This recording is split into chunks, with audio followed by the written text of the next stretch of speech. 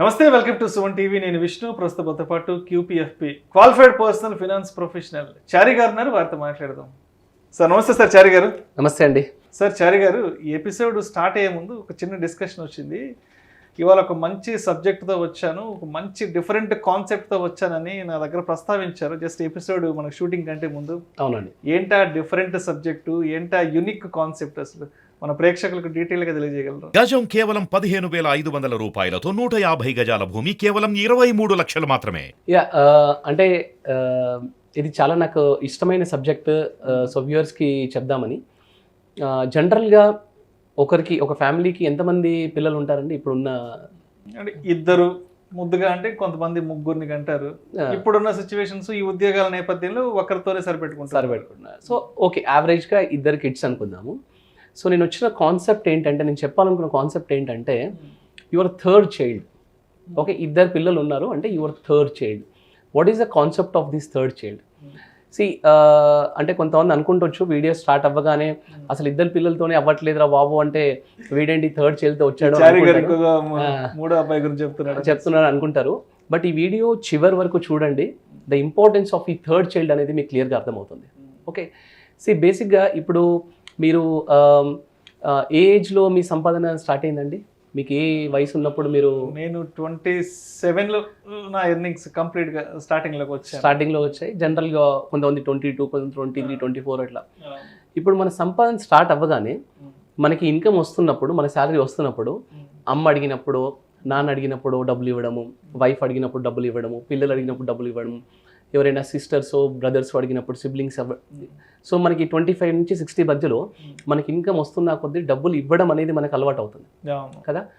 ఈ ఇవ్వడం అనేది 60కి వచ్చిన తర్వాత మనం రైట్గా ప్లాన్ చేసుకోకపోతే ఇదే ఎన్ని రోజులు ఇచ్చిన చెయ్యి ఆ రోజు చెయ్యి చాచాల్సి వస్తుంది. అలా జరగొద్దు అంటే ఈ థర్డ్ చైల్డ్ కంపల్సరీ ఉండాలి మీకు. ఎవరి థర్డ్ చైల్డ్ అంటే, ఫర్ ఎగ్జాంపుల్ మనకి జనరల్గా మనము పిల్లలకు పెట్టిన ఖర్చుని ఎవరు ఖర్చు చూడరు. అంటే పిల్లలకు పెట్టిన ఖర్చు ఎవరు లెక్క పెట్టరు. జస్ట్ ఫర్ సేక్ ఆఫ్ ఈ వీడియో గురించి మనం ఏం చేద్దామంటే, ఒకసారి ఖర్చు ఎంత పెడుతున్నాం, బేసిక్ ఖర్చు పిల్లలకి ఎంత పెడుతున్నామో అది ఒకసారి చూద్దాం. ఓకే, పిల్లల ఖర్చు ఎప్పటి నుంచి స్టార్ట్ అవుతుందండి? అంటే పిల్లలు పుట్టినప్పటి నుంచి ఇంకా ఆబ్వియస్గా స్టార్ట్ అయిపోతుంది. కరెక్ట్గా చెప్పాలంటే పిల్లలకు ప్లాన్ చేసినప్పటి నుంచి స్టార్ట్ అయిపోతుంది. కన్సీవ్ అయిన దగ్గర నుంచి మనకి డాక్టర్లు రెగ్యులర్ చెకప్ దగ్గర నుంచి మొదలుపెట్టి డెలివరీ ఛార్జెస్ ఇవన్నీ దగ్గర చూస్తే అప్రాక్సిమేట్లీ 1 లక్ష రూపాయలు ఖర్చు పెడతారు ఒక మిడిల్ క్లాస్ రేంజ్లో. అంటే మరీ పూర్ కాదు, మరీ హై రిచ్ క్లాస్ కాకుండా మనము ఈ కాన్సెప్ట్ అంతా ఒక నార్మల్ మిడిల్ క్లాస్ రేంజ్. 1 లక్ష రూపాయలు ఖర్చు అయిపోతుంది. 1 లక్ష రూపాయలు ఖర్చు అవుతుంది కదా. తర్వాత 1 ఇయర్ నుండి, అంటే డెలివరీ అయిన తర్వాత నుంచి వాళ్ళ ఎక్స్పెన్సెస్ చూసుకుంటే 3 ఇయర్స్ లోపు వాళ్ళకి వేయించే వ్యాక్సినేషన్స్ దగ్గరికి, ఫస్ట్ ఇయర్ బర్త్డే అనుకోండి, ఇవన్నీ కలిపి ఇంకొక 1 లక్ష రూపాయలు ఖర్చు అవుతుందా? అవుతుంది కదా. ఇప్పుడు 3.5 ఇయర్స్లో ఎడ్యుకేషన్ స్టార్ట్ అవుతుంది. ఓకే, 3.5 ఇయర్స్లో వాళ్ళకి ప్లే స్కూల్ దగ్గర నుంచి మొదలుపెట్టి వాళ్ళకి ఫస్ట్ క్లాస్కి వచ్చేసరికి డొనేషన్లు, అడ్మిషన్లు, వాళ్ళ రెగ్యులర్ స్కూల్ ఫీజు స్టార్టింగ్లో 5,000తో స్టార్ట్ అయిన, పర్ మంత్ 5,000 స్టార్ట్ అయింది. అది పెరుగుతా 10, 15 వరకు కూడా వెళ్ళే ఛాన్సెస్ ఉన్నాయి. ఓకే, మనం ఏం చేద్దామంటే 3 ఇయర్స్ నుండి 15 ఇయర్స్ వరకు, అంటే 10th క్లాస్ వచ్చే వరకు యావరేజ్గా మంత్లీ ఒక 10,000 రూపీస్ వాళ్ళకి ఫీజు కడుతున్నాం అనుకుందాం ఫర్ ఎగ్జాంపుల్. సో 12 సంవత్సరాలు ఇంటూ 10,000 ఇంటూ 12 అంటే అప్రాక్సిమేట్లీ 14,40,000 రూపీస్ వాళ్ళకి 0 ఇయర్స్, మన 3 ఇయర్స్ నుండి 15 ఇయర్స్ వరకు, 10th క్లాస్ వచ్చే వరకు ఖర్చు పెడుతున్నాం. ఫస్ట్ 1 lakh, 0 to 3 ఇయర్స్ వరకు ఒక 1 lakh, తర్వాత ఇది ఒక 14,40,000. ఇంటర్మీడియట్కి ఎంత ఖర్చు అవుతుందండి 2 ఇయర్స్ కలిపి? ఇప్పుడున్న రోజుల్లో ఆల్మోస్ట్ ఒక 2 lakhs పర్ ఇయర్ అవుతుందండి ఈజీగా. సో అదొక 4 lakhs అనుకోండి 2 ఇయర్స్ కలిపి. తర్వాత మనకి మేజర్గా వచ్చే ఎక్స్పెన్సెస్ వాళ్ళ హైయర్ ఎడ్యుకేషన్, ఇంజనీరింగ్ నుంచి మొదలవుతుంది. అది ఇంకా చెప్పలేము ఎంత అనేది ఆ ఖర్చు. అంటే మనం కూడా అంటే లెక్క ప్రకారం జస్ట్ లెక్క తెలియడానికి యావరేజ్గా ఒక 2,50,000 తీసుకుందాం. అంటే మనం హయ్యర్ సైడ్ కాదు, లోవర్ సైడ్ కాదు. పర్ ఇయర్ 2,50,000 ఇంటూ 4 ఇయర్స్, ఇక్కడ 10 లక్షలు ఖర్చు పెడతాం. నేను ఇంకా పోస్ట్ గ్రాడ్యుయేషన్ వీళ్ళు అవుట్ ఆఫ్ కంట్రీలో వెళ్ళి చదివే లెక్కని తీసుకోవట్లేదు. ఓకే, సపోజ్ ఈ పోస్ట్ గ్రాడ్యుయేషన్ ఇది తీసేసిన, మ్యారేజ్ ఎక్స్పెన్స్ అనేది as a parent it's our responsibility కాబట్టి జస్ట్ ఎక్స్పెన్సెస్ ఒక 10 lakhs తీసుకోండి. అంటే మనకి వేరే అదర్ ఎక్స్పెన్సెస్ కాకుండా ఓన్లీ మ్యారేజ్ ఎక్స్పెన్స్ మన పైన ఉంది కాబట్టి ఒక 10 lakhs తీసుకోండి. ఓకే, అంటే ఇప్పుడు చూడండి 0 ఇయర్స్ నుండి పిల్లలకు ప్లాన్ చేసిన దగ్గర నుంచి 25 years వచ్చే వరకు మనం ఓవరాల్గా పిల్లల పైన ఒక్క చైల్డ్ మీద మనము 40,40,000 రూపీస్ ఖర్చు పెడుతున్నామండి. 40,40,000. ఇవేంటి, వాళ్ళకి మనం ఇప్పించే గిఫ్ట్స్, వాళ్ళకి మనం ఇచ్చే గ్యాడ్జెట్స్ కాకుండా, వాళ్ళకి మనం పెట్టే ఫుడ్, వాళ్ళకి మనం ఇచ్చే క్లాత్స్ కాకుండా 40,40,000 రూపీస్ ఒక చైల్డ్ మీద మనము మినిమం సైడ్ ఒక మిడిల్ క్లాస్ వాళ్ళు ఖర్చు పెడుతున్నారు ఇప్పుడున్న సిచ్యువేషన్. ఓకే, సో నేనేమంటున్నానంటే ఇద్దరు చిల్డ్రన్స్కి మనము మ్యాండేటరీగా ఈ ఖర్చు పెడుతున్నాం. ఓకే, ఇప్పుడు సేమ్ ఇదే కైండ్ ఆఫ్ ఖర్చు అంటే 40,40,000 డివైడెడ్ బై 25 years అంటే మంత్లీ అప్రాక్సిమేట్లీ 13,466 రూపీస్ మనం ఎవ్రీ మంత్ వీళ్ళకి ఖర్చు పెడుతున్నాం. సో ఈ ఇద్దరు చిల్డ్రన్కి ఎట్లాగైతే మనం మ్యాండేటరీ ఖర్చు పెడుతున్నామో అట్లాగే మీకు ఇంకో థర్డ్ చైల్డ్ ఉన్నాడు అనుకొని ఆ థర్డ్ చైల్డ్ కూడా ఖర్చు పెట్టడం స్టార్ట్ చేయండి.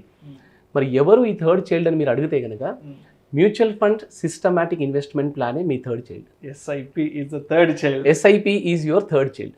ఓకే, ఇప్పుడు మీరు ఏం చేస్తారంటే సేమ్ 13,466 రూపీస్ని ఎవ్రీ మంత్ ఈ మిగతా ఇద్దరు చిల్డ్రన్స్కి ఎట్లయితే ఖర్చు పెడుతున్నారో అట్లా మ్యూచువల్ ఫండ్ ఎస్ఐపిస్లో వాళ్ళు పుట్టిన వెంటనే వాళ్ళ ఖర్చు ఎట్లాగైతే స్టార్ట్ చేస్తారో అలాగే ఇంకొక 13,466 రూపీస్ ఎవ్రీ మంత్ ఇన్వెస్ట్ చేసుకుంటూ 25 years వరకు ఇన్వెస్ట్ చేసుకుంటూ రండి. ఓకే, అప్పుడు ఏమవుతుంది అంటే at the rate of 10 to 12% basic returns, mutual fund basic returns తీసుకొని, అజంప్షన్ రిటర్న్స్ తీసుకొని 12% చొప్పున మీరు ఇన్వెస్ట్ చేసే ఈ 13,466 రూపీస్తో మీకు 25th yearకి వచ్చేసరికి మీ ఓవరాల్ ఫండ్ వాల్యూ వచ్చేసి 2,55,00,000 అవుతుందండి. 2,55,00,000 కార్పస్ అవుతుంది. ఓకే, సో ఈ కార్పస్ ఇప్పుడు యాక్చువల్ డిస్కషన్ స్టార్ట్ అవుతుంది. ఆల్రెడీ మీకున్న సొంత ఇద్దరు పిల్లలు కాకుండా ఈ థర్డ్ చైల్డ్కి డిఫరెన్సెస్ ఏంటి, వాళ్ళకి వీళ్ళకి డిఫరెన్స్ ఏంటి. ఓకే, ఫస్ట్ ఆఫ్ ఆల్ మీ ఇద్దరు పిల్లలు బాగుండాలని, వాళ్ళ ఫ్యూచర్ బాగుండాలని, వాళ్ళు హ్యాపీగా ఉండాలని మీరు కష్టపడి వాళ్ళని చదివించి వాళ్ళు ఆనందంగా ఉండాలని చూస్తున్నారు. 25 yearsలో మీరు మ్యారేజ్ చేయగానే ఏమవుతుంది అంటే వాళ్ళకి లైఫ్ స్టార్ట్ అవుతుంది. అంటే వాళ్ళు ఒక ఇల్లు కొనుక్కోవాలి, వాళ్ళు ఒక కారు కొనుక్కోవాలి, మ్యారేజ్ అయిన వెంటనే వాళ్ళు హాలిడేస్కి వెళ్ళాలి, వాళ్ళ పిల్లలు, వాళ్ళ చదువులు, వాళ్ళకంటూ ఒక సపరేట్ ప్రపంచం స్టార్ట్ అవుతుంది. ఒకవేళ మీ థర్డ్ చైల్డ్ అనేవాడు లేదనుకోండి, ఈ మ్యూచువల్ ఫండ్ ఎస్ఐపి అనేవాడు లేదనుకోండి, మీరు స్లోగా వాళ్ళ మీద ఫైనాన్షియల్ బర్డెన్గా మారుతారు. ఓకే, సో ఈ థర్డ్ చైల్డ్ ఏం చేస్తుంది అంటే మీ పిల్లల మీద మీరు బర్డెన్ అవ్వకుండా చూస్తుంది ఒకటి. రెండవది, మీ పిల్లలు ఏ కంట్రీలో ఉంటారు, ఇప్పుడు వాళ్ళని పై చదువులు చదివించి వాళ్ళు సుఖంగా ఉండాలని చెప్పారు, వాళ్ళు ప్రయోజకులు అవుతున్నారు, వాళ్ళు వేరే కంట్రీకి వెళ్ళి జాబ్ చేయాల్సి వస్తుంది, మీరు సపోర్ట్ చేయాలి యాజ్ ఎ పేరెంట్. సో ఆ సపోర్ట్లో వాళ్ళు బాగుండాలని చెప్పేసి వాళ్ళు ఆ కంట్రీలో ఉంటున్నారు కాబట్టి మీరు ఆనందంగా ఉండాలి. కానీ పిల్లలు మీ దగ్గర లేరు. కానీ మీ థర్డ్ చైల్డ్ మాత్రం మీరు ఎక్కడ ఉంటే అక్కడ ఉంటారు. మీరు ఇండియాలో ఉంటే ఇండియాలో ఉంటారు మీతో, మీరు యూఎస్కి వెళ్తే మీతో పాటు యూఎస్కి వస్తాడు. ఈ 2.5 crore కనుక మీరు వర్స్ట్ కేసులో 6% చొప్పున విత్డ్రాల్ తీసుకున్నా సరే, అక్కడ నుండి విత్డ్రాల్ స్టార్ట్ చేసినా సరే మీకు మంత్లీ 1,27,500 లైఫ్ లాంగ్ వస్తుంది. హ్యాపీగా పేరెంట్స్ లైఫ్ స్టైల్ని కొనసాగించుకోవచ్చు. అప్పుడు ఏమవుతుంది అంటే మనం పిల్లల దగ్గర ఉన్నప్పుడు కూడా ఏమవుతుంది అంటే ఆ పిల్లల మీ పిల్లల పిల్లలకి, మనోళ్ళకి మనవరాళ్ళకి కూడా మీరు ఏదైనా కావాలంటే మీ థర్డ్ చైల్డ్ హెల్ప్ చేస్తూ ఉంటాడు అనమాట. ఓకే, తర్వాత జనరల్గా అంటే ఈ కాన్సెప్ట్ నాకు ఎందుకు మైండ్లోకి వచ్చింది అంటే, ఎందుకు చెప్పాలనుకున్నాను వ్యూయర్స్కి మెయిన్గా అంటే, పిల్లల దగ్గర నుంచి ఎప్పుడే కానీ ప్రేమను మాత్రమే ఎక్స్పెక్ట్ చేయండి, డబ్బులు ఎక్స్పెక్ట్ చేయొద్దు మీరు. అప్పుడు మీ రిలేషన్ ఇంకా స్ట్రాంగ్గా ఉంటుంది. సో మీరు వాళ్ళపైన బర్డెన్గా ఉండొద్దు. ఓకే, అండ్ అన్నిటికంటే ఇంపార్టెంట్ అంటే మీ థర్డ్ చైల్డ్ ఏదైతే ఉన్నారో తను మిమ్మల్ని చూసుకుంటారు, మీ తర్వాత మీ వైఫ్ని చూసుకుంటారు, మీ ఇద్దరిని చూసుకుంటున్నారు.